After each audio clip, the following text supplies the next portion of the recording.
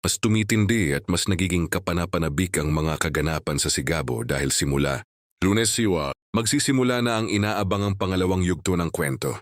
Isang bagong kabanata ang magbubukas para kina Samantha at Gabo kung saan mas mabibigat na problema, revelasyon at panganib ang haharapin nila. Tuluyan ng magbabago ang mundo ni Samantha.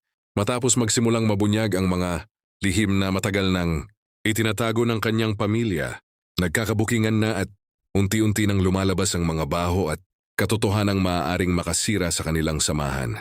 Sa gitna ng kaguluhan, mapipilitan si Sam na harapin ang mga bagay na hindi niya inaasahang matutuklasan.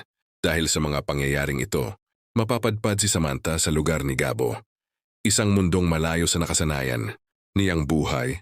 Dito magsisimula ang malaking pagbabago kay Sam habang nakikilala niya ang ibang klase ng pamumuhay. At yung mga taong nakapaligid kay Gabo, posible ring dito, niya mas makilala kung sino talaga.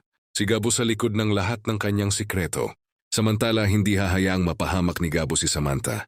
Sa gitna ng mga kalabang nagbabanta at mga sikretong unti-unting nabubunyag, gagawin umano ni Gabo ang lahat para maprotektahan si Sam. Habang mas lumalalim ang kanilang samahan, mas magiging mahirap para kay Gabo na ilayo si Samantha sa mapanganib niyang mundo. Kaya simula Lunes abangan ang pagsisimula ng pangalawang yugto ng Sigabo. Ano ang mangyayari kapag tuluyan ng nabunyag ang mga lihim ng pamilya ni Samantha? At hanggang saan kayang umabot si Gabo para protektahan ang babaeng unti-unti nang nagiging mahalagang bahagi ng kanyang buhay? Mas matinding revelasyon, aksyon at kilig ang paparating